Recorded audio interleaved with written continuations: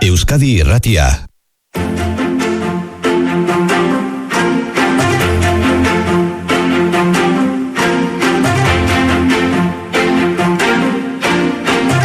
Euskadi Irratian, Faktoria.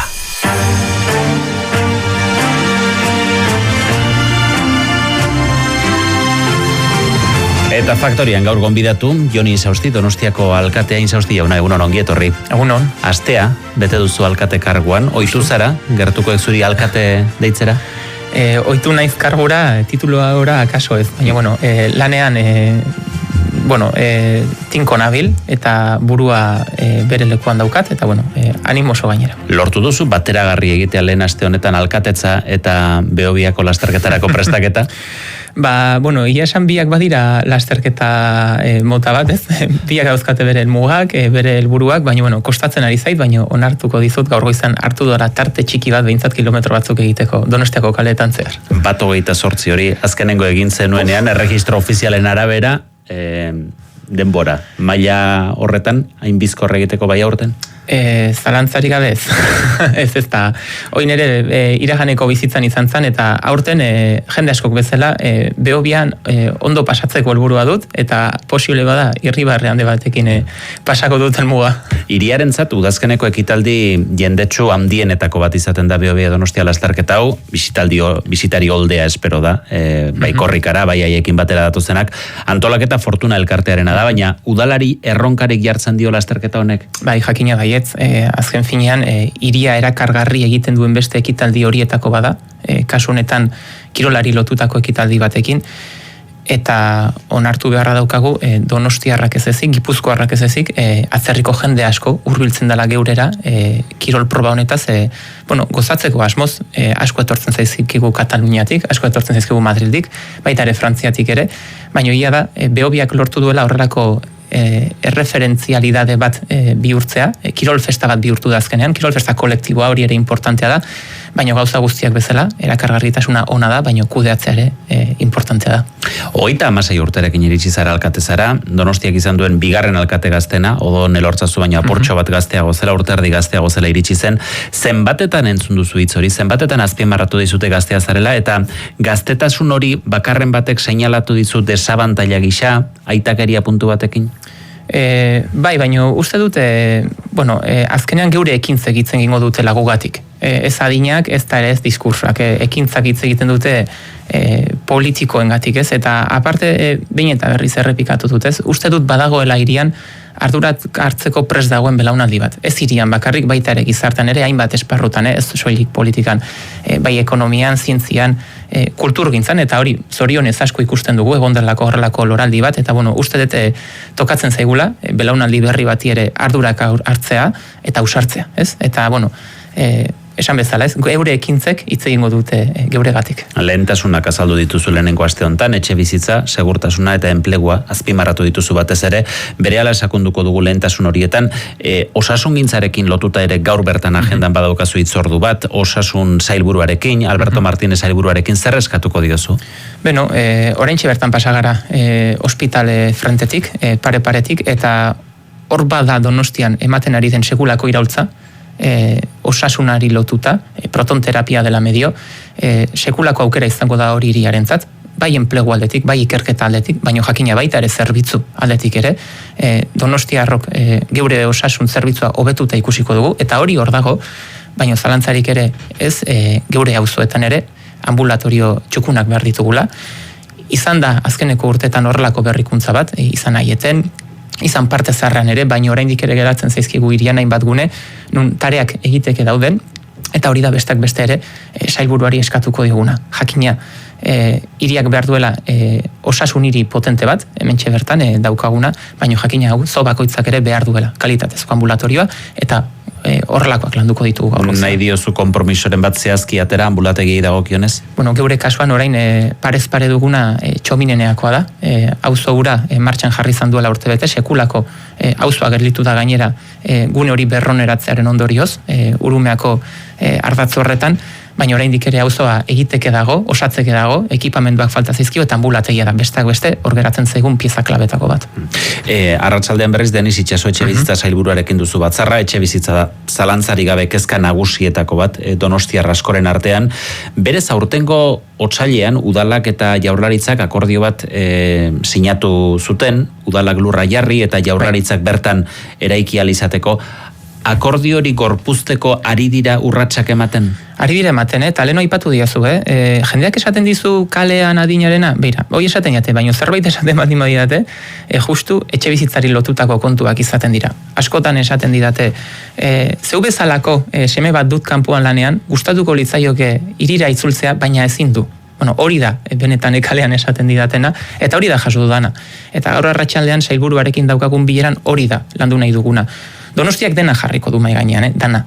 Lur eremu guztiak jarriko ditu, posible diren etxe bizitza guztiak eraikitzeko helburu horretan. Eta hori izango da geure prestutasuna, hori izango da geure nahia. Eta baditugu gainera identifikatutak, zeintzuk diren hirian geratzen zaizkigun partzelak, eta gainera zein izan daiteken ere bakoitzean egin dezakegun etxe bizitza kopurua. Guk geure etxeko lanak egin ditugu eta espero duguna da ere jaurlaritzaren aldetik prestutasun hori, ez? Hemen etxe bizitzak egitea ezinbestekoa da, eskaintza zabaltzea, etxe bizitza babestua gainera, zalantzarik ez, baina horretarako aliantza guztiak beharrezkoak ditugu eta jaurlaritza horre ezinbesteko dugu ere. Identifikatuta dituzuen partzela horietan, zenbat etxe egin daitezke? 2023ra begira, 10.000 etxe bizitza egiteko aukera izan genezake. Baldin eta baliabide guztiak mai gainean jarriko bagenitu. Eta azkeneko aste hauetan, aipatu dugu auditzakular, iraganeko proiektu bat, hori ere mai gainean jarrita 10.000ra iritsiko gineke. Udalak eta jaurlaritzak otsailean sinatu zuten akordio horren arabera, auditzakularren, Loiolako kuarteletan, Txominenean, Martutenen eta Eason etxeak egitea aurre ikusten zen, nongoak ikusiko dira lehenengo? Egia da orain irian badaudela martxan hainbat garapen, urte luzez ataskatuak egon direnak gainera, eta horrei bultzada eman zaie, infernu aldera joaten baldin bagera, ikusi ezakegu hor dagoeneko mugimendua badagoela, igara, iarra, altzan jolastokietan, horiek ikusiko dutugu ziurrenik lehen da bizi, baina oraintxe bertan nun eragin baldin badugu hori kartzelan da, zalantzari gabe. Lehenu aipatu dute Txominenea osatzeko dagoen auzoa dela eta ambulatu egiari begira jarri gara, baina hor kartzela dugu. Kartzela orain Zubietan izango dugu, eskuzaitzetan, eta beraz Martuteneko kartzela hori erabilera gabe geldituko zaigu. Eta hori, lur horiek estatuarenak dira, eta guk eskatzen duguna da, lur horiek edo jaurlaritzara edo udalera itzul daitezela, albezain pronto etxe bizitzak egiteko. Orduan, hor izango genuke aukera, azkar garapen bat ikusteko. Auditzakularren aipatu duzu, 3.000 etxe bizitza baino gehiago egiteko aukera egon daitekela, baina proiektu hori oso zarra da. 15 urte gutxinez baditu, eta une desberdinetan, kontu desberdinegatik bertan bera geratu da. Orain gontan aurrera ateratzeko ze berme daude? Oso zarra da, zalantzari gabe. Baina zarrak ere izan dira, hiri honek izan dituen hainbat eta hainbat eskaera, eta lortu dira, ez? Hortxe ditugu Loiolako kuartelak eskaera historikoa izan da, baina lortu dugu korapilo askatzea. Hemen beste korapilo bat daukagu, zalantzari gabe, baina uste dut hori da lan euretarea, hirian dauden korapiloak askatzea, eta hainbestekoa baldin bada jaurlaritzak mai gainean jartzen duen prestutasuna, haizu, heldu diezaiogun, auditzakularri. Uste dut gainera, asko aldatu dela altza auzoa zorionez, oberako, neu bizi naiz, eta bizitza proiektu duin bat garatzeko aukera badago altzan zalantzari gabe, topoa altzara iristen da, sekulako abantaia da hori, eta topo horren geltokietako bat, edo hirietako bat, auditzakular frentean gelditzen da gainera. Beraz, auzo berri baten sarrera izan daiteke, ez uste dut baldintzak ere aldatu direla, eta beharra. Bereziki aldatu da beharra. Beraz bai, badaukago aukera. Aurre ikusten diren 10.000, 2023 arte eraiki daitezken 10.000 etxe bizitza horietatik, babes ofizialekoak zenbat izan daitezke? Geure helburua premisa beti izaten da, geure kopurua aldugun guztia handitzea. Legeak beti 160 jartzen du gutxieneko bezala, baina guk garapen bakoitzari begiratzen diogu. Geure buruari trampak ere ezin dizkiogu egin, eta promesa falsoak egitea hori izan daiteke, politikan egin daiteken gauzarik kaltegarriena. Baina geure premisa beti izaten da, goruntza jotzea, baina garapen bakoitzak ere jasangarri izan behar du ekonomikoki, eta niri nasketak gustatzen zaizkit, nasketak egotea, ze baliabideak dauzkanak ere lagundu egin behar du etxe bizitzak egiten. Orduan, garapen urbanistiko bat dagoenean, etxe bizitza libreak egoteare beharra dutenei laguntzeko, hori ezinbestekoa dugu ere gizarte honetan. Babes ofizialeko etxe bizitzak gero eskaintzen direnean, irizpide objektibo datzuren arabera ematen dira, baina etxe bizitza libreen kasuan badago modurik etxe horiek izan daitezen Donostian bizi nahi duten gazte eta familientzat, alegia lehen aipatu duzun kasu hori, Donostiara bueltatu nahi duen horrentzat izan daitezen, alegia, badago moduren bat inbertsio gisa erosi nahi duten norbanako edo funtsei bidea oztopatzeko? Zaila da, baina horregatik eta problematika hori ezagutuka eta egin duguna izan da etxe bizitza tasatuaren araudia aldatu eta Donostian bizi diren horiei onurak eskaini. Eta horretarako errolda urteak sartu ditugu baldintza bezala. Horrek onura ematen dio Donostian dagoeneko 3-5 urte eman duten personei. Eta hortik karago, ere aztertzen ari gara, oraindik mai gainean ez dugu jarri dokumentu zehatz bat, baina Donostian jaio eta gero atzerrira jundan horrek ere izan dezaken aukera. Ze persona asko ere bada hirian, Donostian jaio, Donostian hazi, baina gero atzerrira joan dana, bere bizitza gauzatzera, igual akaso hemen aukerak ez zituelako ez, baina bueltatzeko gogo horrekin dagoena. Baina ere jaiotza horrek aukera izan dezaken ere araudi batean onura jasotzeko. Hori da guk behintzat eragiteko dauzkagune erramintak. Eta etxe hutsekin zer egin?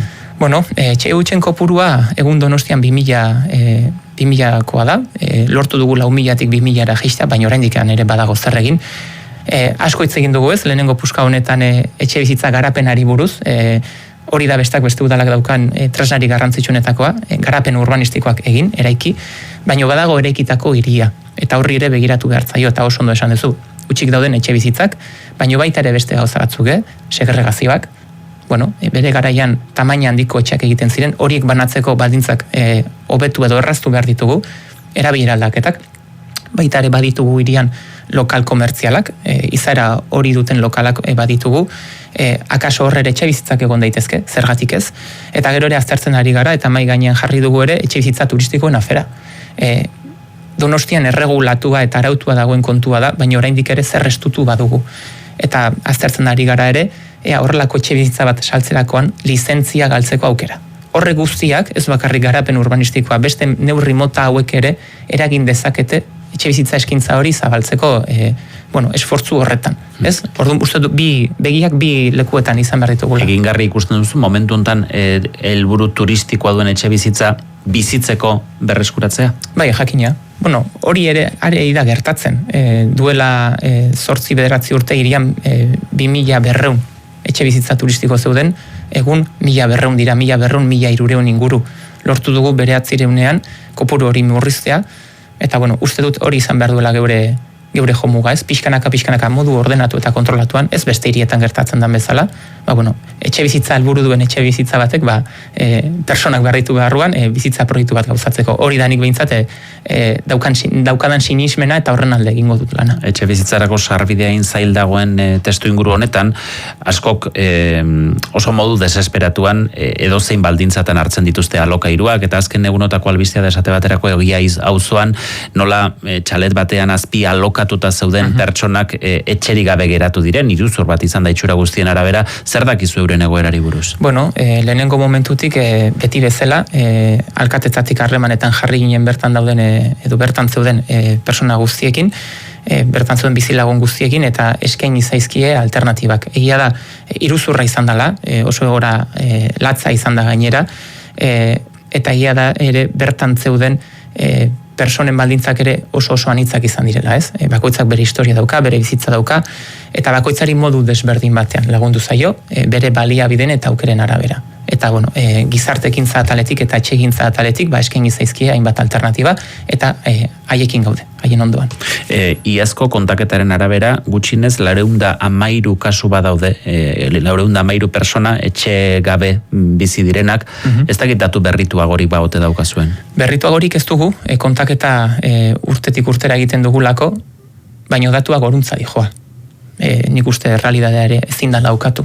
Goruntza dijoa eta gainera tendentziak hori erakusten digu. Goruntza dijoa beresteak beste, hiriak bilakatu direlako horrelako gune, metropoliak edo urbe handiak bihurtu direlako horrelako topaleku, ez? Baina uste dut hemen ezinbestekoa da zaigula ere ez bakarrik Donostia, Donostia eta Donostialdea osatzen duten udal guztiek gogoeta egitea. Donostiak eskaintzen ditu baliabideak, etxerik ez dutenei aukerak emateko, bai elikagai aldetik, baita ere gaua pasatzeko aldetik ere, horixe da geure egitekoa, gizarte kohesionatu eta justu bat lortza dugulako helburu, baina uste dut hemen ere ezinbestekoa zaigula aldundiaren eta baita ere inguruko udalerrien laguntza. Donostiak sekulako pixua eta ardura hartzen duelako, eta globala den fenomeno bati bakarrik ezin diogu egin aurre. Baliabideak eta baliabideak jarditzakegu, eta hori egingo dugu, hori delako geure lana, baina laguntza behar dugu. Jakina, zalantzari Faltan botatzen duzu beste erakunde batzuren implikazio handiagoa? Bai, faltan botatzen dut Donostiaren inguruko udalerriek ez dituztela kunplitzen legeak jartzen dituzten horiek, ez, baliabide aldetik. Eta uste dut danak gutxienez berdin jarriko bagenu, proportzioan jakina, egoera bestelakoa izango litzatekela, ez? Baina ez dut sartu nahi estra honetan, uste dut honek behar duela alkaten arteko bilera bat, planifikazio bat behar duela, eta hori ere bada, hilabete hauetan zehar, heldu beharreko debatea jakina. Zeu jarriko zara harremanetan, beste alkate horiekin? Da, jakina, zalantzari gabe, eta uste dut ez dala soilik kasuistika hau Donostiak inguruko herrialdekin, udalerriekin landu beharrekoa. Uste dut baditugula beste batzuk ere, mugikortasunarekin zerikusia izan dezaketenak, etxe bizitzarekin ere zerikusia izan dezaketenak, turismoarekin ere zerikusia duten horiek. Uste dut geroz eta gehiago pensatu behar dugula, Donostia ez dela soilik Donostia Gipuzkoare badala, eta inguruko inguruko udalerriekin harremana estutu behar duela, Donostian gertatzen denak ere eragin zuzena daukalako inguruan, eta inguruan gertatzen dena ere gurean eragina duelako.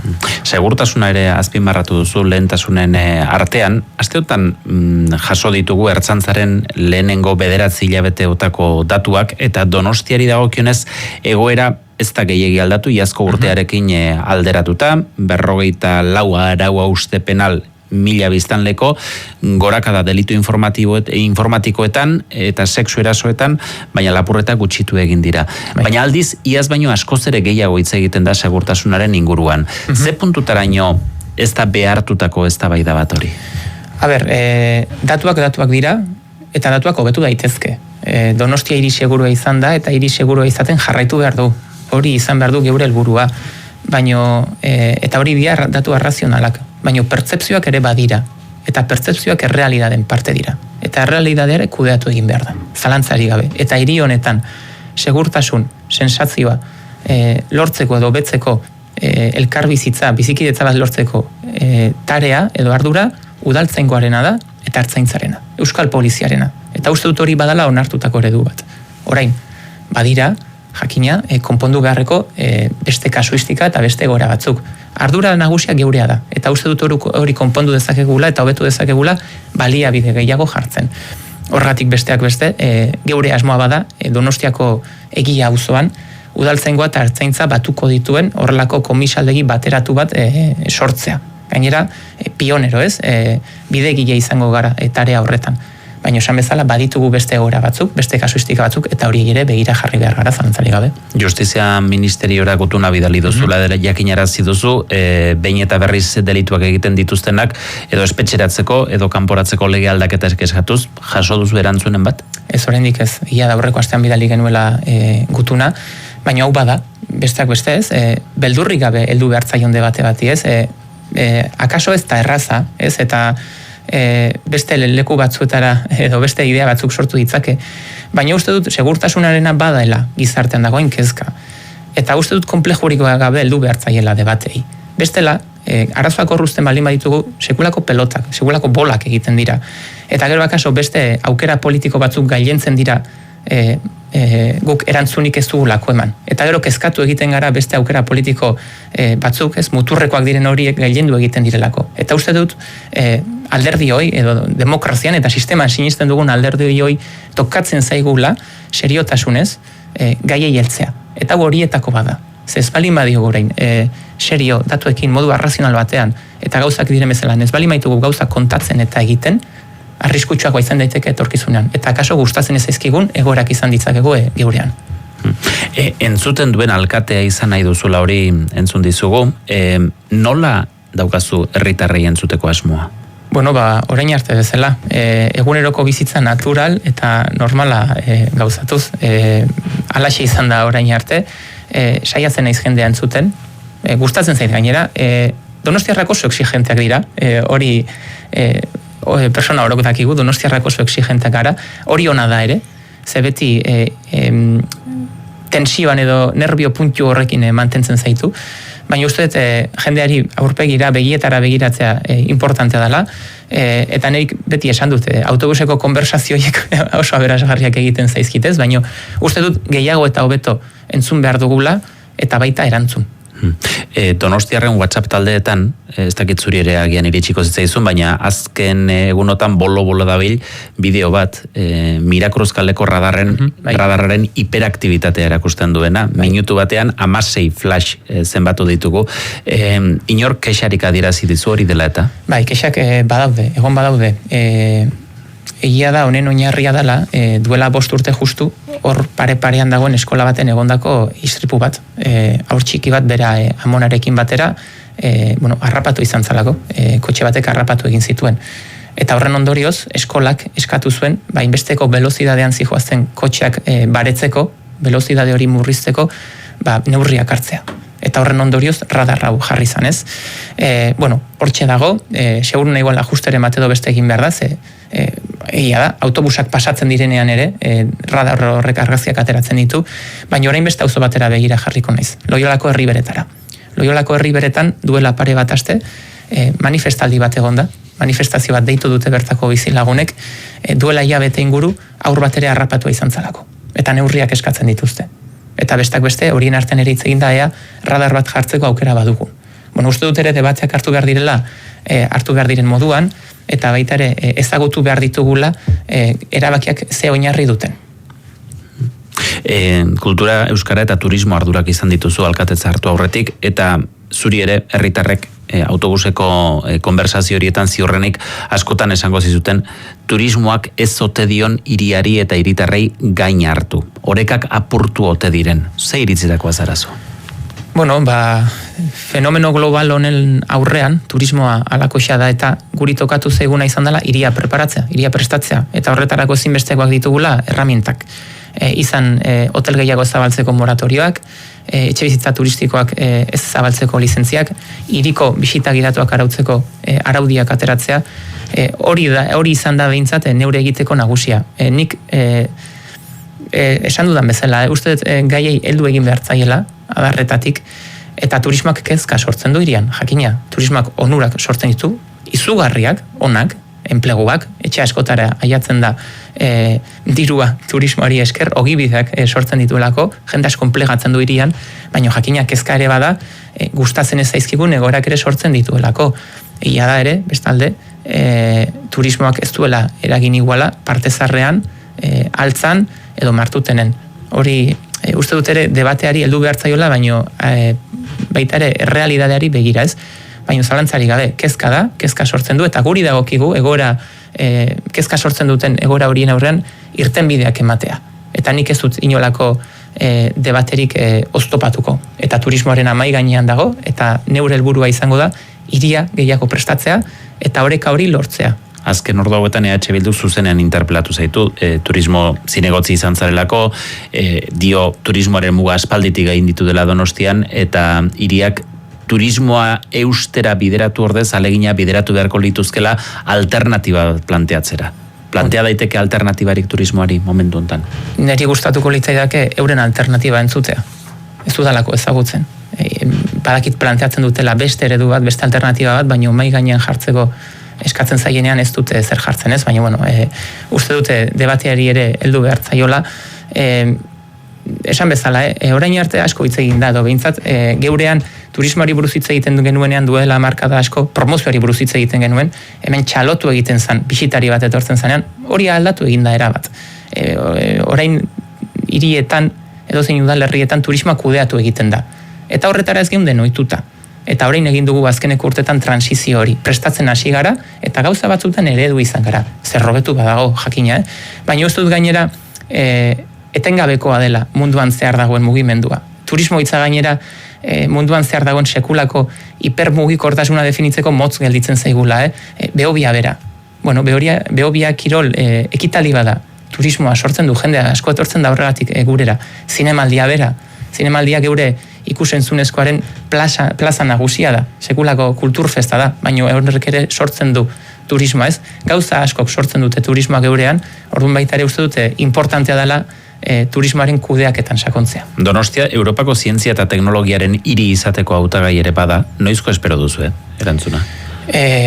Abenduaren lehendabiziko astean, abenduak 4-5 tarte horretan izango dugu emaitza, eta beira, aipatu duzu turismoa, hau bada Donostiare, zientzia eta ezagutza berrikuntzare badira Donostia. Donostiare bada Miramongo Parke Teknologikoa, bada ere eskuzaitzeta, bada zientzia ezagutza, badira unibertsitateak, ikerketa zentroak, eta horrek sortzen duen aberastasun guztia. Ordenagailu kuantiko bat inauguratu dugu duela 2 aste Donostian. Protonterapiak eukiko du bere plaza, hementxe bertan Donostiako osasun hiri horretan. DIPC zabaltzen dijoa, nanogune ere handitzen dijoa, eskuzaitzetan, oraintxe bertan, NASAra bidaltzen dituzte, bertan sortutako txip batzuk. Hori ere bada Donostia, eta hori ere bada Donostiaren nortasuna. Azken bi galdera utzi dazu egiten, udaleko taldeekiko harremanari buruz. EH Bildu da oposizioko alderdi nagusia, dio Goiaren dimisioa eta zuk kargu hartzea eredu baten porrotaren erakusle dela. 2 urte barru egingo diren hauteskundei begira, aurre ikus genezake harreman mingotsa izango duzuela udalean? Ez, neure lana oaintxe bertan Donostiarren konfidantza irabaztea da, eta Donostiaren sinesgarritasuna irabaztea. Eta espero EH Bildu bidelagun izatea. Udal gobernuak gehiengoa dauka, baina uste dut gehiengoiek ere zabaltzea zinbestekoa dela, eta nik alderdi guztiekin nahi ditut akordioak lortu, eta baita EH Bildurekin ere. Eta PSrekin daukazun harremanari buruz, badirudilako batzuetan maitasun gorrotu harreman bat badagoela bi alderdien artean, ez da? Badago elkarren premia, elkarren beharra, elkarlana ona dela nabarmentzen duzue, baina gero aukerarik ez da galtzen askotan kritikarako, esate baterakoan Oiarbidek etxe bizitza politiketan Donostian porrot egitea leporatu dizue. Ni ez nago horre, gezurrez ditut esango, ez daizit gustatzen horrelakoak, eta uste dut etxe bizitzan edo beste hainbat gaietan aurrera egiteko aliantzak, aliatuak ezinbestekoak ditugula, eta niretzat behintzat alderdi sozialista eta gaiontzeko alderdi guztiak aliatu dira. Baion ni sosti Donostiako alkatea, lehenengo elkarrizketa hau, ondorengo urteetan ere izango dugu aukera hitz egiteko bide batez. Hautagai izango zaren ala ez, 2027an, hori ze momentutan erabakiko da? Hori alderdiak erabakiko du, eta pentsatzen dute neure jarduna positiboa baldin bada, onuragarria baldin bada, erabakiko dutela neuna izela proposena, eta ez baldin bada ala, beste izenen bat izango dute burua. Eskerrik asko aurreratera etortzegatik hurrengora arte. Eskerrik asko.